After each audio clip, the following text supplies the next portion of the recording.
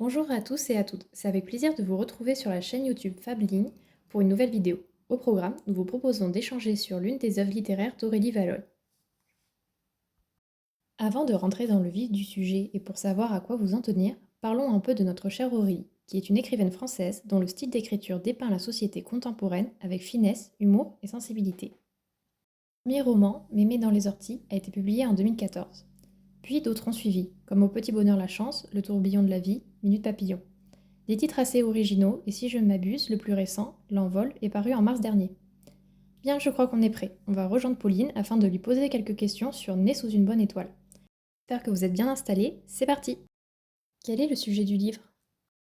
C'est l'histoire d'un jeune garçon, Gustave, qui a 6 ans. Il rentre tout juste en CP.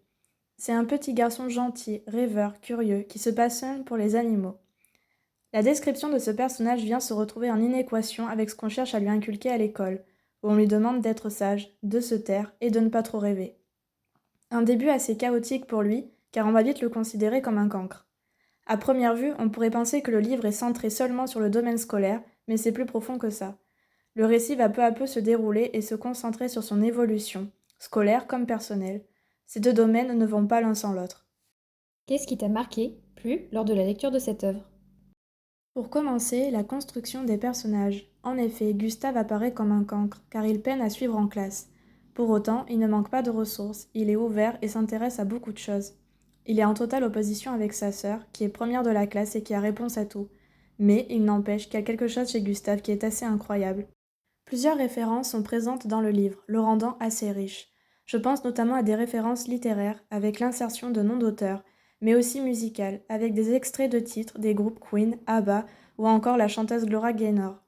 De toute évidence, ces éléments sont bien ajustés et en parfaite communion avec les événements auxquels les personnages sont confrontés. Bien sûr, les références sont importantes, mais il y a aussi de nombreux sujets de société qui sont mis en avant à travers ce livre. Beaucoup de remises en question, notamment au niveau du décrochage scolaire, de l'harcèlement ou encore du modèle d'enseignement qui ne fonctionne pas pour tout le monde. J'ai même été surprise de l'évocation de l'endométriose, des choses dont peut-être on ne parle pas assez aujourd'hui. En quoi ce livre a pu t'aider, t'inspirer pour ton propre travail d'écriture? Les chapitres ne sont pas forcément très longs et l'écriture est plutôt fluide. Les titres sont représentés par des proverbes qui donnent un avant-goût du chapitre qu'on va lire. Ce n'est pas non plus très développé dans le sens qu'on va à l'essentiel. Je crois que ce qui reste assez fascinant, c'est l'insertion des références qui apportent quelque chose d'essentiel à l'œuvre. Parfois en écrivant, on peut avoir peur d'en insérer trop justement, et cette peur s'est complètement anéantie en lisant ce livre. Cette sensation d'écrire et de ne pas hésiter à mettre sur papier ce qu'on souhaite vraiment partager. Aurélie Valogne a des choix de titres originaux. Comment interprètes-tu celui-ci, Né sous une bonne étoile? C'est un titre intéressant et original. Si on garde par exemple le personnage de Gustave, son parcours a été semé d'embûches. Il se demande pourquoi il n'a pas de chance, pourquoi il n'y arrive pas, et comment changer la donne. Finalement, à travers ce livre, on réalise que des fois il suffit de se tourner vers la bonne personne, voir les choses sous un autre angle, réaliser qu'on est peut-être né sous une bonne étoile sans même le savoir. Selon toi, quel message fort ce livre tente de transmettre? Je dirais de ne pas se décourager si notre parcours est plus long et différent de celui de notre entourage, d'oser affirmer son unicité, ne pas à tout prix vouloir faire comme les autres, et ne pas se laisser influencer par la perception que les autres peuvent avoir sur nous. En gros, ne pas se laisser enfermer dans une case, ne pas chercher à y rentrer non plus, pour correspondre à un modèle qui n'est pas forcément le nôtre, et faire confiance à la vie. Comment as-tu découvert ce livre?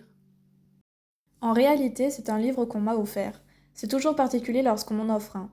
Il n'y a pas forcément ce premier contact, par exemple avec la couverture, le résumé ou encore le toucher. Quand on m'en offre un, le contact est beaucoup plus rapide, ce qui fait que j'y vais un peu à reculons. Malgré tout, pour Né sous une bonne étoile, ça a été une très bonne surprise. D'autant que je n'avais encore rien lu de cette écrivaine. Il m'a plu mais aussi touché, et je ne peux que vivement le conseiller. Ah, qu'il est bon de ne pas juger un livre que par sa couverture, n'est-ce pas? Tout à fait. C'est la fin de cette vidéo, on espère qu'elle vous a plu. Si vous connaissez l'écrivaine et que vous avez lu une de ses œuvres, n'hésitez pas à nous en faire part en commentaire. En attendant, merci à Oriane pour avoir accepté de faire part à ce projet et merci à vous pour votre écoute. À très bientôt sur Fabliline.